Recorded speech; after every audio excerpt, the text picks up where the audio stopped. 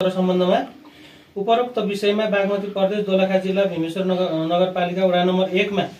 80% चाहिँ आदिवासी जनजाति सीमान्तकृत थामी जातिको बसोबास गरेको वडा अधिकांश नागरिकहरू कृषि पेशामा आश्रित नै भई स्थानीय रैथाने बाली जस्तै मकै कोदो धान फापर गहुँ लगायतका बालीहरू लगाई जीविकोपार्जन गर्दै आएको हुँदा यो समय भनेको खेतीको समय भएको र बुढापाकाको उखान अनुसार मानो खाएर मुरी उब्जाउने समय मलको अति आवश्यकता भएकोले कृषकहरूलाई मध्यनजर गरेर बागमती प्रदेश सरकार कृषि तथा पशुपन्छी विकास मन्त्रालय हेटौँडा र सामग्री कम्पनी लिमिटेड सिन्धुलीबाट प्राप्त रासायनिक युरिया डिएपी आदि मल भीमेश्वर नगरपालिकाले सबै वडामा वितरण गर्दै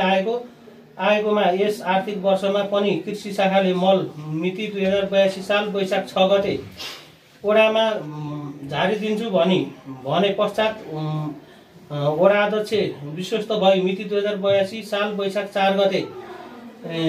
गते मिति 2082 साल वैशाख 7 गते पानीघाट कृषि तथा पशुपन्छी फार्मको कार्यालयमा मल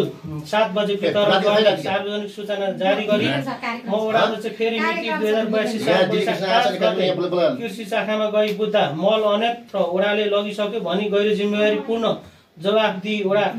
नम्बर 1 का कृषकलाई समस्या मार्कामा पारी मल उपलब्ध नगराउने नियति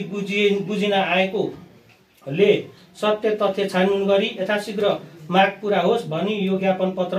पेश गर्दछौं। भीमेश्वर नगरपालिका वडा नम्बर 1 का सम्पूर्ण कृषकहरू धन्यवाद।